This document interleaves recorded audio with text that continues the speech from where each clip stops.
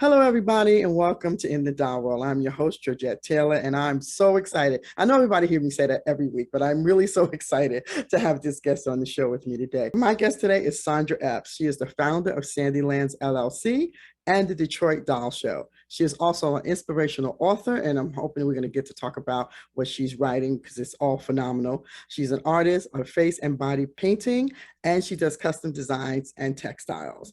Thank you, Sandra, and welcome to In the Doll World.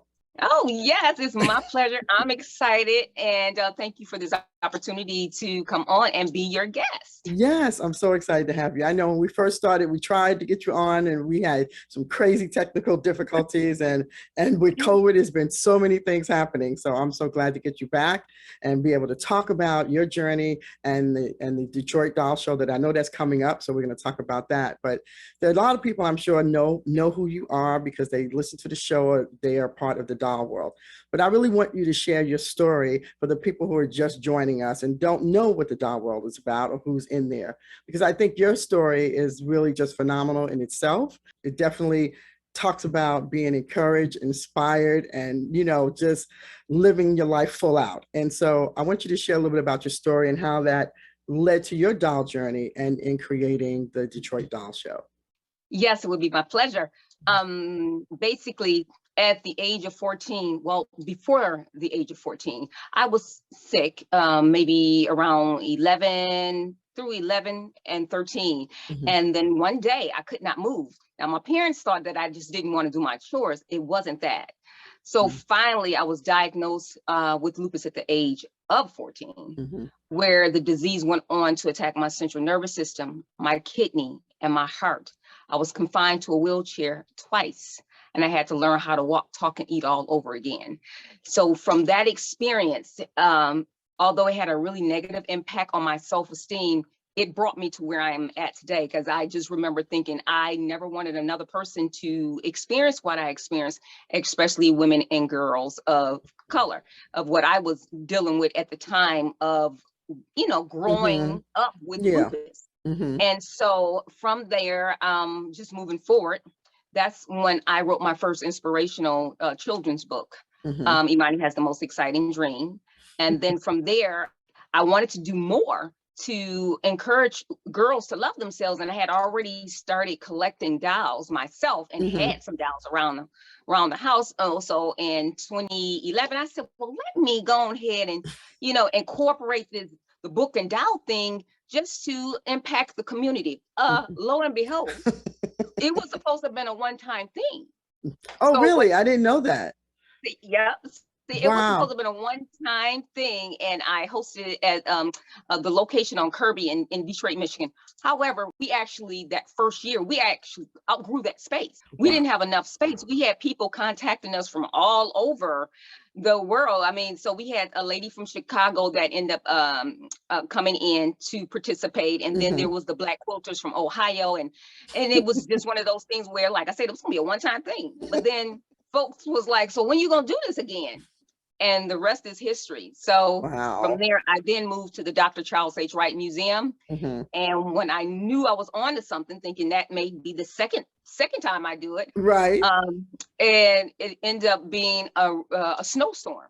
But the clincher was, it was Nelson Mandela. The museum was doing a tribute to Nelson Mandela upstairs, and we were downstairs. There was a snowstorm. At the time, I was driving an F-150. The snow had passed my tires. Wow. We had a line downstairs. Oh my God. Waiting for you. Wow. So the people did not, they still wanted this. And we had that year we did a tribute to the Byron Lars. And so I had some doll lookalikes. And we had a line outside. People, three of the people who were participating, one of the ladies got in an actual car accident. She still showed up. Another lady was in a spin out on the expressway. And then found out from the staff, we had more people in the basement for the doll show than the tribute to Nelson Mandela upstairs. Wow, Sandra. And I said, okay, God, I hear you. Yeah, I know. Look, if I wasn't listening before, I hear you. So Right. it's now it's an annual event, and Mm-hmm. I enjoy doing it. I have met you in person and had the Yes. opportunity. I'm always meeting phenomenal people Yes. as the doll world continues to grow. Yeah. So that's the gist of the doll That's show. And we doing something one time, and it turned into now it's an annual event. wow. It is so weird because I remember meeting you via you giving me an award for the Big Beautiful Dolls, and that's how we met. Yes. And I did not know it was supposed to be a one-time thing. So it goes to show you, you know, like you said, how God just guides you to things Yes. that are really needed, and you have to be open to listening, because you could have just been like, you know what, this is too much, I'm not doing it. I was going to do it one time and that's it. But I think you listen to the community, and I think that's really important, you know? Right. And Yeah. that's what folks were like, when you doing it again? And it's like, okay, I'll do it the second time. Then when that happened, I said, okay, I got it, God. And Right. and then I have to admit too, I always question why God spared me from lupus. To survive lupus 3 times, 3 Wow. near-death experiences, I Wow. knew that my life meant Meant something. something. And I Yeah. had to do something with it.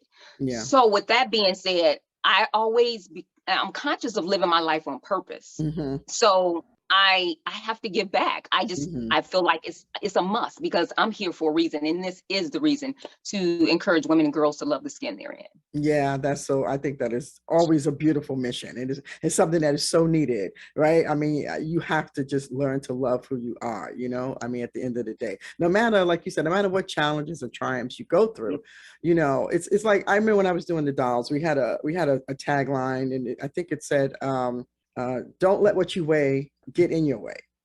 Something like Oh, that, because exactly. people, yeah, because it doesn't make a difference where you come from, you know, you still have to overcome those things, and you still Yes. have to learn to and believe that you are still beautiful and that you're here for a Yes. reason, you know. And Exactly. you are definitely here for a reason, Sandra. I've seen a lot of your amazing work. I've seen your books. I've seen, you know, how you bring women together to empower them, and I think that is just but I think if you didn't go through that, you wouldn't feel empowered Nope. sometimes, you know what I mean? Because I mean, not that, and not, let me just preface this by saying, it's not that, I'm sure you still have those moments when you don't feel empowered, like everybody, you know what I mean?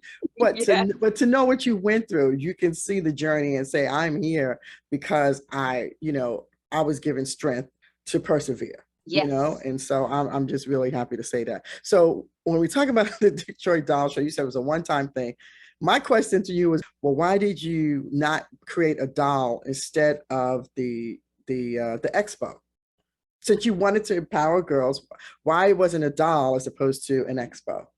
I still get that. When am I gonna create a doll? If you Yeah, only knew. I know. Right. It's like, and it's one of those things where I guess I'm thinking it's so many fabulous people that I know with dolls that they've Yes. created. It's like, I don't know. I wanted to do something. I always want to do something unique. So I wanted to do something inspirational. And Right. I had started with the process of doing something because, you know, I do pillow paint parties. Yes. Mm-hmm.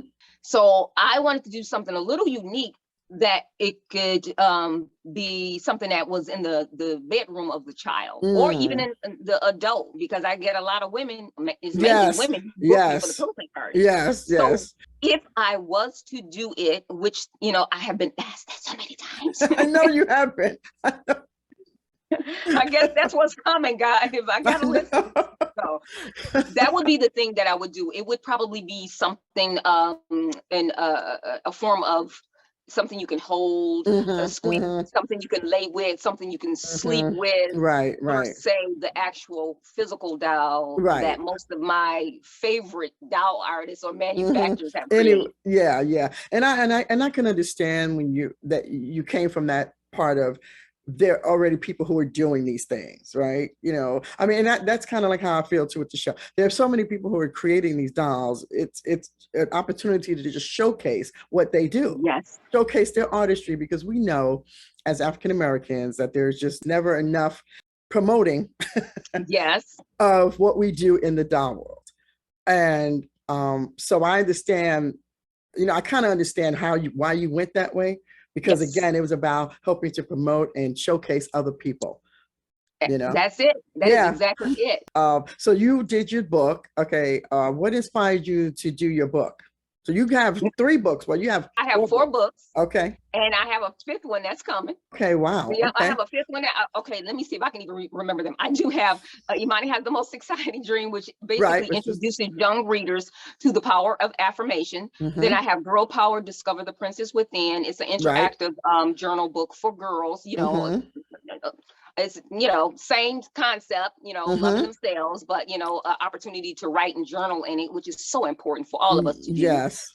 And then I had Girlfriend, It's Time to Soar, which is an adult journal for women, which is some of my artwork is in that. Okay. And inspirational quotes and things that, you know, that people tend to like that I post on my social media page. And that one did very, very well. And then, of course, this one right here, you can see is my first coloring book, Let Your Light Shine. It's an inspirational coloring book for women. And then the next one that's coming is going to be an inspirational coloring book for little girls. For little girls. Okay. Wow. That is so cool. I love that. I need to get that one, the coloring book one. So yeah, my mom used to love to color too. So that'd be so cool.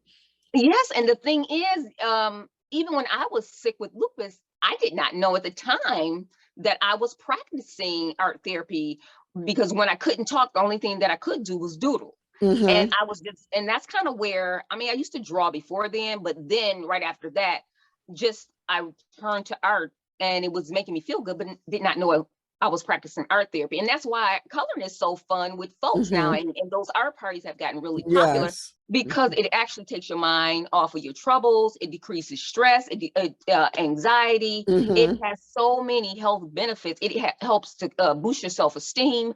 So many benefits of creating art. Wow. And that we don't even know about. And I kind of list those things in front of this, you know, in the beginning pages of this so they understand why. Yes. Right. And which is important for us to just, you know, grab some crayons sometimes or some pencils and just do that. You know, especially coming out of this COVID. I know we're going to talk about that too, because I know it probably affected some of the things that you were doing. So some like all of them, everything. Did you grow up playing with dolls when you were younger? Yes, I did. Look, I can remember playing with dolls. I probably look, it was serious. I was up under the table, I think at the age of 12, and I think it was either 11 or 12, because it was before I got sick. But I remember my mom's friend saying to her, "Why is she still playing with dolls?" I remember that. I remember that. And I remember my mama checking her friends, saying let her be a kid as long as she wants to be a kid. That's leave her alone. It's funny now, because as we are doll, we in the doll world, we see these grown women going to buy clothes and everything. Exactly. And these women 40, 50, 60, 70, you know what I'm saying? So yes. Yeah. But it brings us joy, you know, it brings you joy. Exactly. So that's what it is. So when you decided to do the doll show, you said it was a one-time thing. Why was that important for you to create? At the time, I will say my niece, who is biracial, she was very young at the time. And not only was I going through my thing, and you still, as you know, I was an adult, but I remember the things that I went through, losing my hair and being on steroids in school. I remember how my peers made me feel. Right. But then I was seeing that again, but worse, for my niece, who was biracial, because she had her white side of her family who despised her. Right. And then she had the black folks, you know, kind of picking at her, but they were more accepting than her white side. Right. But she didn't feel like she fit in. And, you know, I hated to see that. I hated to see the pain she was, having to deal with in terms of not accepting herself. Yes. And because she's beautiful now, but those things that you deal with as a child, they tend to affect you in adulthood. Say that again, girl. Say that again. Look, that's why therapy is so important. And I'm so glad that it's now the end thing, because especially in our community. I was going to say, especially in our community, you know, people are so much open now to talk about it, and that is so important and so helpful. So honestly, that's what did it for me. It was like, you know what, this is just too much going on, where people can't be who they are. Mm-hmm. You can't, you know, your hair is not accepted. You tease if you know, or if you're too dark, you know, Right. kids were being teased about their skin color. Mm-hmm. I remember a guy named, his name was Chet. I remember him even in middle school, and how sad he was one time, just, you know, being talked about in Yeah. school. And so Mm-hmm. that thing stuck with me, but I think it really pushed me was my niece. Was your niece? Okay. And so why Yep. did you decide, okay, I'm going to do dolls and not have a book fair or a book thing, you know, with different types of books? Why was it the doll that really, you know? I think with the doll, it was Mm-hmm. more fun, and it was almost a way to trick people to come out.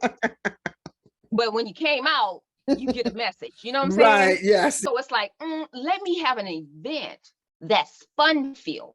And it will just make everybody feel good. And as we are having these people to come talk about, you know, different issues dealing with people of color, and then, you know, we can have these Black dolls these workshops where little girls can get a chance to pick hair color that look like their hair color, and it's celebrating them as well, because that's what the doll show is all about, is celebrating history, culture, self-love, and diversity with the promotion of Black dolls. So we did that in a, I don't want to say sneaky, but yeah, that's what I did. I was like, let's bring these.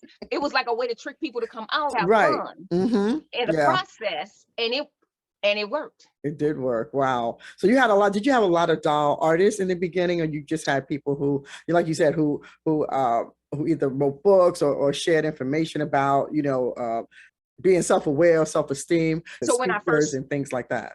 Right. When I first started, it wasn't. I had maybe Jacqueline Cole.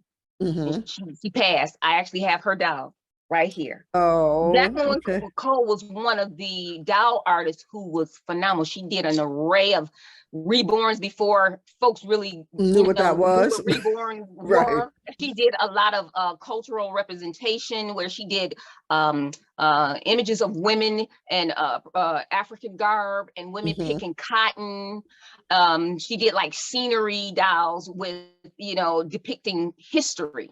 So she was one of my major doll artists that I turned to. Okay. And then I had a couple of people who actually brought out their Barbie collection. Okay. Yes. Just to display their dolls, because a lot of, you know, little girls still didn't have the opportunity to see a variety, right? Yes. Even with the Mattel dolls right now. So if I post that the Rosa Parks and the Madam C.J. Walker, a lot of children, you know, they haven't seen those yet. Right. You know, it's us collectors that be on top of that. Right. You know? And sometimes if they make it to the store, they go so fast. You know what I'm saying? Didn't even know they were there. Right. Yeah. Yeah. Exactly. So that's what I did. And I can't think of there was another soft sculpture doll artist that I had. Oh, I had Legina Kennedy. She was one of my my doll artists, and she actually facilitated my workshops for me. Okay. And I was just so blessed to connect with her, because she was absolutely phenomenal. Wow. And then I had Erica Millbrooks. She was a doll artist, and she had a line of soft dolls that she created. Okay. So I had maybe 5 out of the, and then I had authors, because of course I was an author. Right. And then I had a couple of people who just with the Motor City Doll Club, they had historical dolls that they showcase, collected to showcase so people could see. It just turned out to be phenomenal. I think that is so cool, and I think it's so just like so natural. You know, the progression was just so natural, unbeknownst to you. You know. Exactly, because you know, it was kind of one of those things, just listening to you know, the voice saying go ahead and do it, and it was like, and then when I think back, I'm like, how was I even connected to these doll artists? Well, that it was along the path God gives you stuff, because I'm an artist, and I'm a textile artist, and I knew other textile artists, and that's how I, you know, found doll artists. Yeah. And around that time, Facebook was still allowing us to send out as many posts as we like. We could send out all of the number of friends that we have through your invite. back then Facebook wasn't tripping as much because they was Right. kind of still fresh. So Right. for our event page, I had sent out over a couple thousand invites. Wow. Now they won't let you No, do they it. won't do it. Nobody can see you now. The algorithms is working against you. So Yeah, yeah. that's true. Wow. That is really so phenomenal. That is, but you know what's so funny is that you were thinking this was one time, and even after you did it and it was successful, you were still thinking, well, that was just one time. I don't think I'm gonna do this again. Right. But I mean, honestly, you know, look, the second time I was look, I was it's a lot of listening to work. the people. It's a lot of first. It's a lot of work. so Oh yeah, you know. it's a whole lot, and even it's a lot. So that was the thing about, okay, let me try it again, because people were saying, okay, do it again. I'm like, oh, okay, and I was scared. I was like, okay, I'm pulling this off. And then when it started snowing, I said, oh Lord, I done wasted all my money. You know, I'm still kind of like doing this out of my pocket. So the following year, it was successful, and then I said, okay, it's time to probably make this an annual event, and then. And I don't know if you were 2014 or 2015, the year that I honored. I was 2015. Wait, hold on. Wait. Right there. It's so beautiful. Okay, don't make me cry. Don't make me cry. I'm so excited. I was going to ask you when you started doing the Legacy Awards. That's what I wanted to find out from you. I think I started. I think it was 2014, right? Yep, it was. Yep, look at you. Yep, you know. But in 2015. We went viral. I had a House of Swag. I had posted her dolls. That post on my event page, that went viral. That was the best year I've ever had. It's been good. Yeah. That was phenomenal. Yeah, it was crazy crowded. It was just, and you had so many artists in it. The tables were just packed. I mean, then you had like 3 or 4 rooms that were doing stuff, right? It was crazy. Yeah. And then we ended up having a line outside, which we didn't see because we were downstairs. So you're downstairs, yes. So the line outside, and then there was a line around the rotunda to get in. Oh my goodness. Wow. So yeah, because that was the year I think I dressed in the Princess Tiana outfit. Yes, you did. Yes, I remember that. I remember a picture of that with me and you in that. Yeah. Yep. So that was still wow. It was a magical day. It was great for me financially as well. Oh, that's great. Year. That is beautiful, because I mean, you know, that's the other thing, you know, we'll talk about that later too, about, you know, doing something that is going to, you know, help to increase your income. I mean, look, that's life, you know what I mean? And you're not going to be spending all your time. It's great to be passionate about things, but at some point you still have to eat, you know, we still have to do those other things, right? Right. I like to eat, and I got to eat. So when you started doing the Legacy Award, what made you decide to do the Legacy Award? And I want to say, I do want to take this time to say I'm just so honored to be a recipient of that, because I just never thought about my dolls that way. And I remember talking to somebody and they were like, you know, you're like a historical, like, you know, what you did historically, me and Audrey. And I can never forget Audrey, because, you know, she was the one who had the idea, and she blessed me with, you know, partnering with her to do that. But you never think about those things. You're just going and doing. And so I just want to say thank you for this Doll Legacy Award in person, you know, on this show, because it really made me think what we did was important. And I remember this woman coming, and it was 2014, because I felt that you all need recognition because you wasn't getting it. People weren't, and although it's a little platform here, but I wanted to make it, you know, I wanted you to know that you are special. What you did, you changed history. When people look back at that, they look at your, even now. I mean, people love those dolls. They still want big, beautiful dolls. Let me tell you, when I get to the museum, I don't know, somebody got to turn a loose one. And that's my point. That's part of history. Mattel wasn't doing that. Right. You and your partner did that. Yes. They didn't do that. The only reason why they're doing the stuff that they're doing now is because we had to push back and fight. And not only that, they've been seeing how other doll manufacturers are making money, and they want in on the dollar. Of course. That's definitely why they're doing the curly hair and the big hair and the braids and the dark skin and the because they weren't going to do it. They weren't planning on doing it. No. no, but they seriously know it's a market for that. So Yes. so yes, I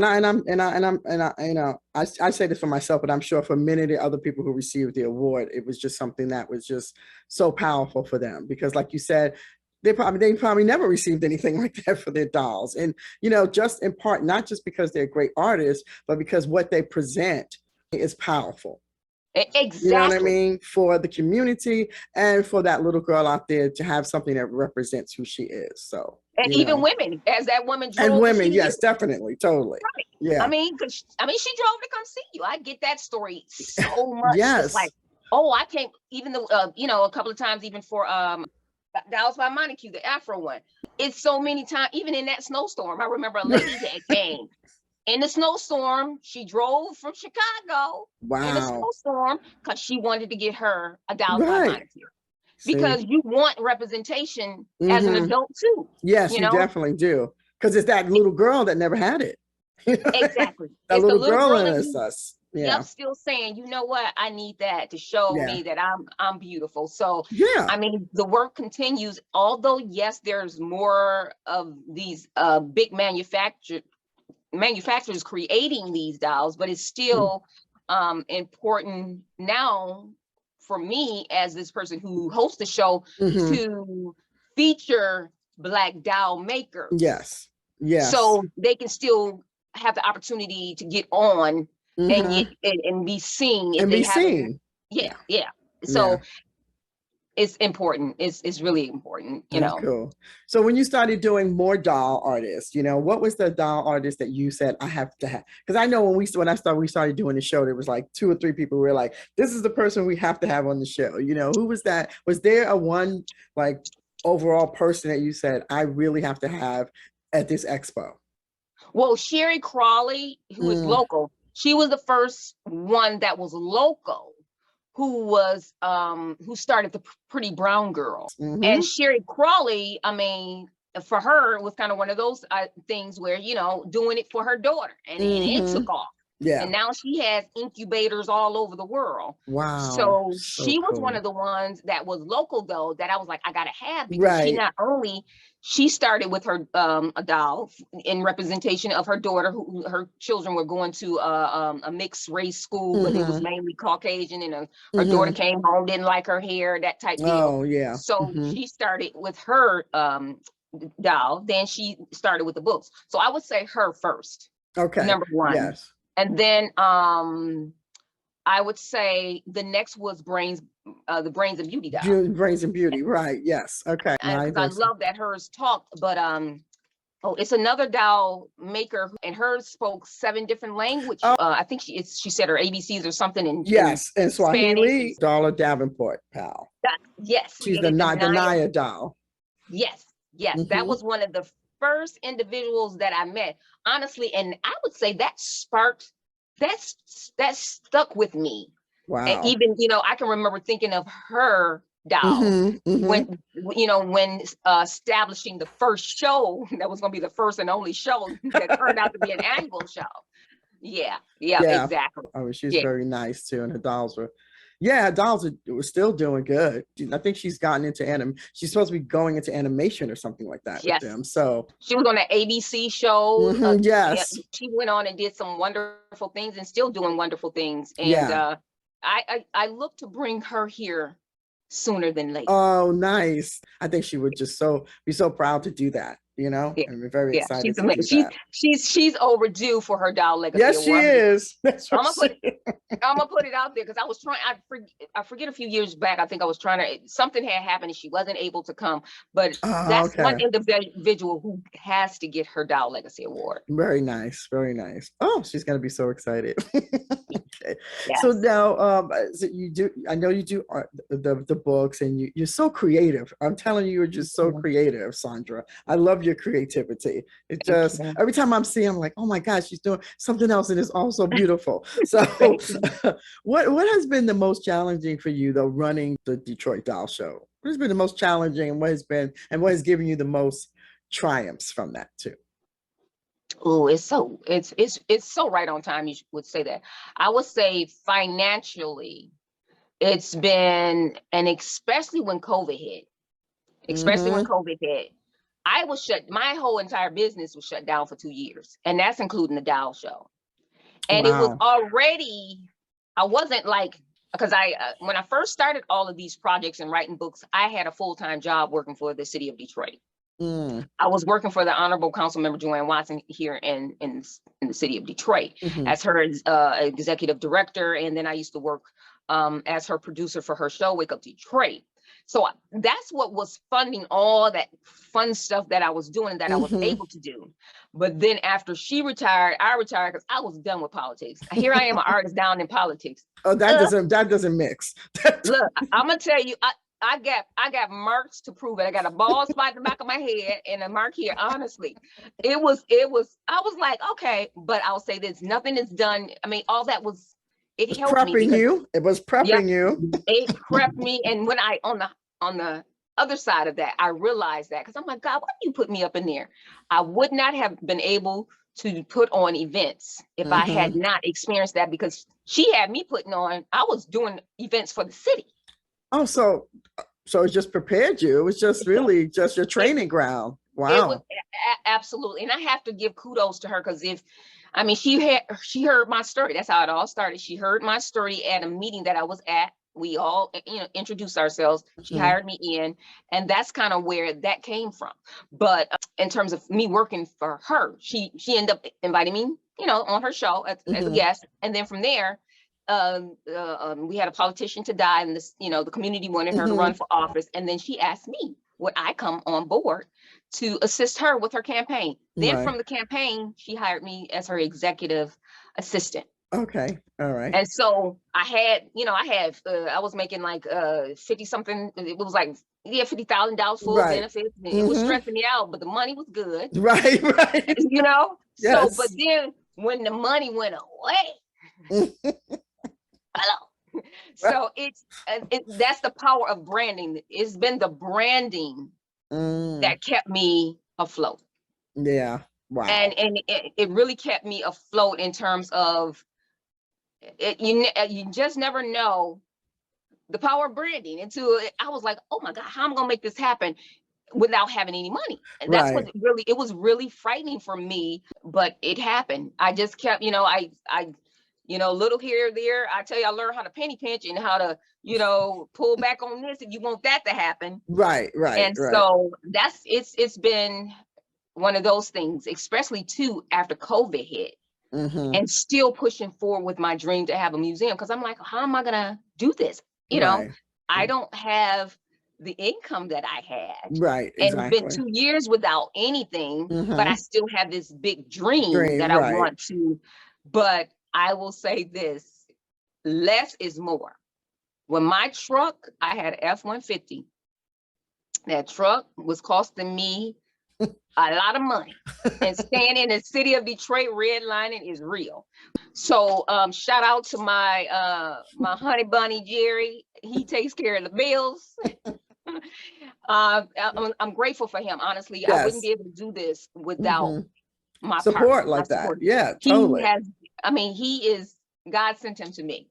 So with his support and getting rid of that truck, I've been able to still move forward and host the events and write the books.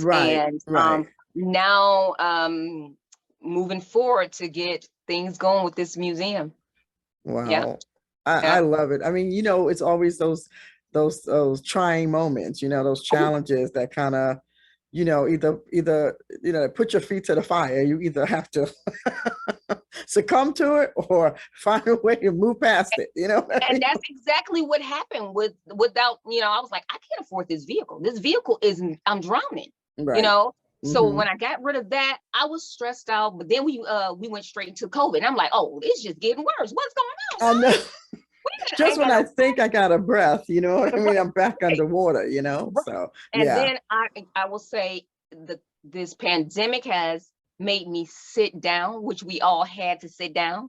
So if you didn't figure some stuff out, you just now figuring it out, because a lot of folks I know a few of my friends who have become millionaires. Right. I mean, so Wow. I was seeing some of my entrepreneur friends, right, doing who that. were really, Right. who were, Mm-hmm. who were really succeeding, and whereas some people, that pandemic shut them down, and some of my Mm-hmm. friends' businesses shut down. Some Yeah. of them developed new businesses. Some Yeah. of us, it made us sit down and figure out How is this going to that work? word. How I can Right, do this? Yeah. right. And that Mm-hmm. word pivot became like Yeah. everybody. That's right. That became the it word. That was the it. I was so tired of pivot, and I'm still using pivot because we pivoting still.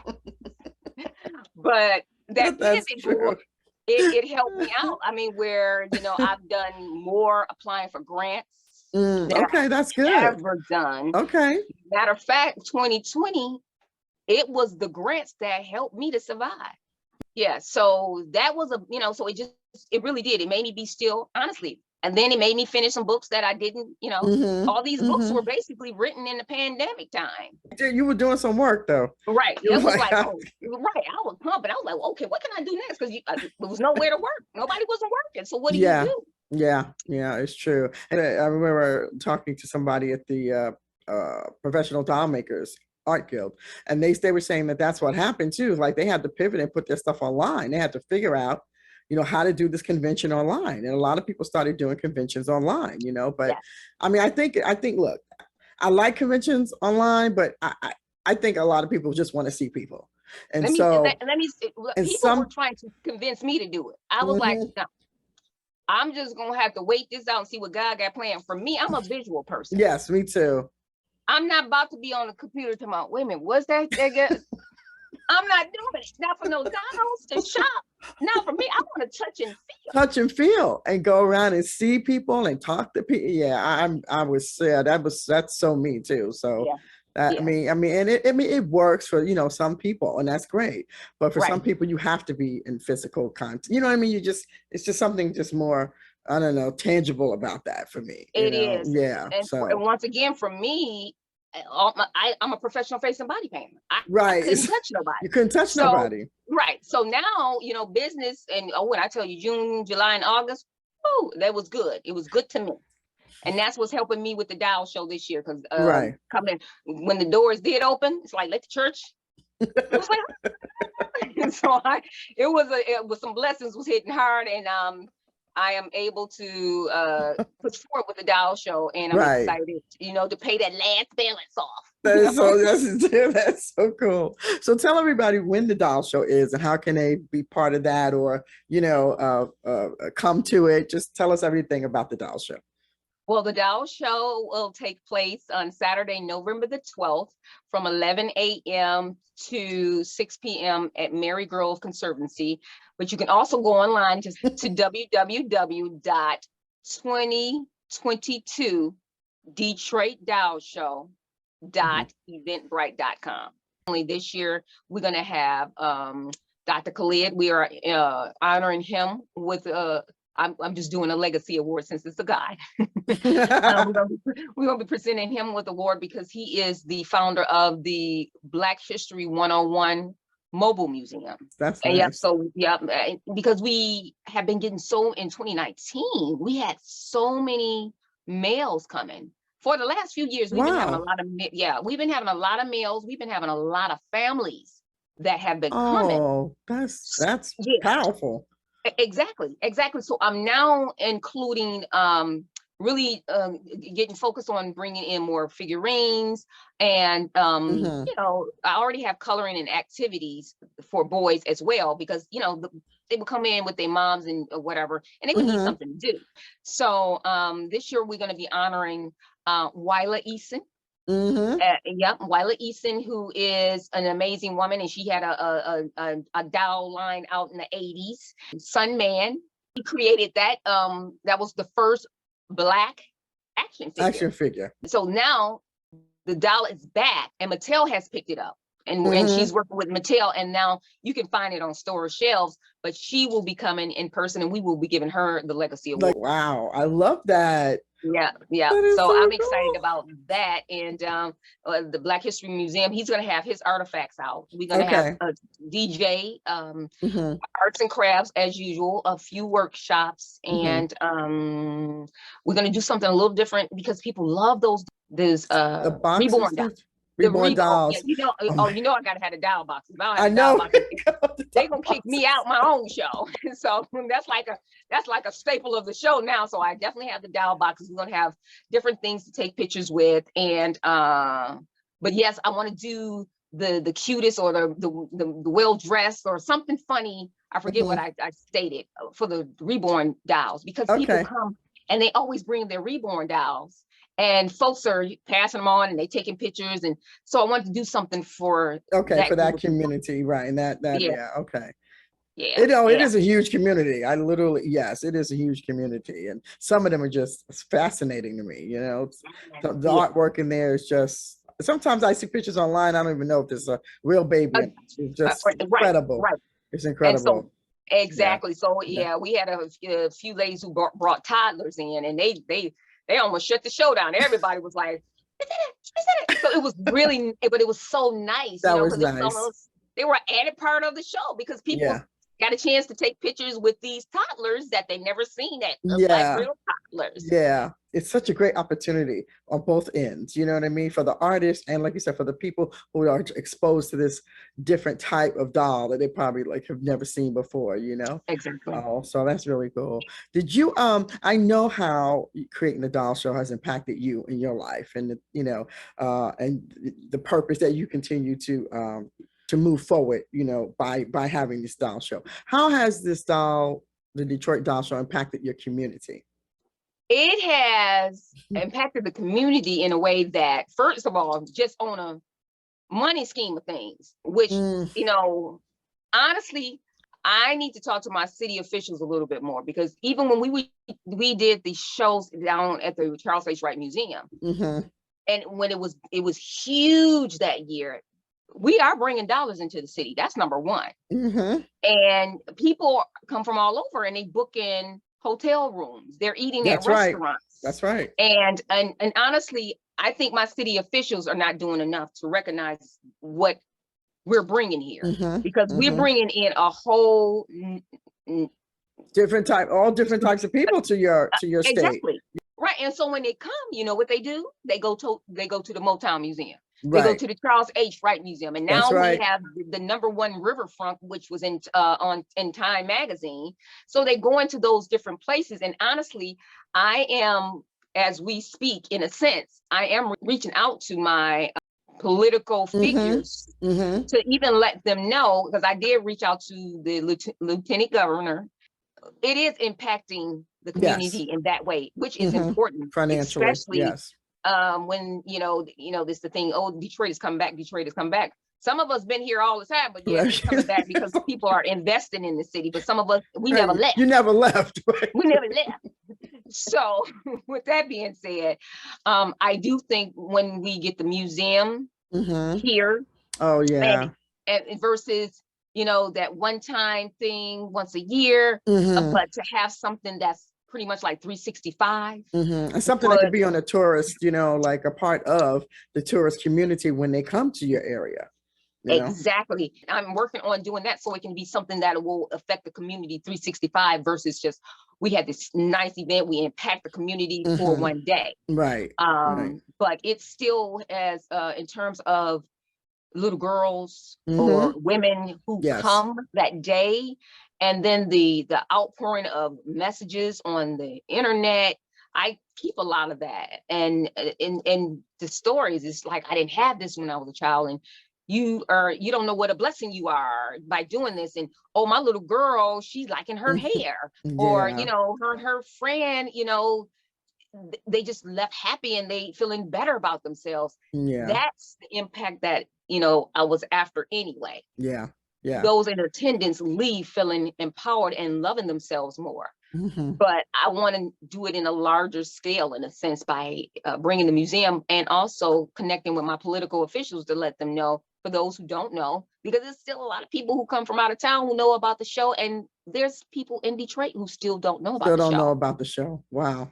believe it or not. And where somebody in Chicago and in Texas or whatever, they having a conversation about it. And folks, you know, I got a elementary school literally walking distance from my house because I got a butterfly garden in my front yard. Just bring them in the summer or during the school time when it's warm to see my garden. But they don't even know. Some of them don't know about the show. So I need to do more in terms of marketing locally to continue to get the word out. But for those who do attend, it makes a huge impact, and it's nothing but positive. It's nothing but positive. And I'm grateful for that. Wow. But you know what, Sandra, you're nothing but positive too. That's all I can say. So, you know, Thank you. Thank you. Really, truly are. We truly are. So do you want to leave a word of wisdom? I'm going to call it Dolly wisdom, you know, with some people out there who either want to, you know, to continue, or maybe they don't feel empowered or feel inspired, you know, and that they're just kind of, like you said, beat down from the things that are happening to them in life, whether it's physical or mental. But yeah, just some words of wisdom for them, you know, some Dolly words of wisdom. Let me see if I can remember self, because you got to think about yourself. Self, S, you got to sit and be still sometimes. E, eat to live, not live to eat. L, love on yourself as much as you can. And F, forward, continue to move forward in whatever you do and never give up. So just think about yourself, because you can't save anyone else from drowning if you don't think about yourself first. And so oftentimes as women, we're working, we're taking care of the husbands, the children, and we're working the jobs, and we tend to lose ourselves. So definitely think about yourself. And it's not selfish. It's needed. It's not selfish at all. Think about you first, and then go spread joy and love to others. Yeah. Well, that said it all there, Sandra. That said it all. Thank you. Thank you. I just want to say again, thank you so much for saying yes and being on the show, because I think what you're doing is just powerful. I think it is definitely purposeful. And I know you're always filled with passion to be able to help others to promote self-love and self-care. And I love that space that you're in. And so I just wanted to say, to you to keep continuing moving forward doing what it is that you're passionate about, because it's so needed. You are so needed here, you know. Thank you. Thank you so much. And I'm so excited for people to go check out the Detroit Doll Show online, and all the information will be there. Sandra just told you. Where can we find you? They can find you on Facebook too, right? Facebook. Yep, they can find me on on Facebook. You can go look up Detroit Doll Show on Facebook and Detroit Doll Show on Instagram. And then Sandy's Land if you want to see some of my art or something. But yeah, you can do that too. So if you hear about Detroit Doll Show, make sure you pass it on. If you know people who live in Detroit, make sure you share that with them, you know. Again, thank you for allowing me to be a Doll Legacy Award recipient, and I really appreciate your time being here, and appreciate what you do with Detroit Doll Show. Thank you so much. Thank you so much, and have an amazing day. Bye. You too. Bye. Bye-bye. Bye.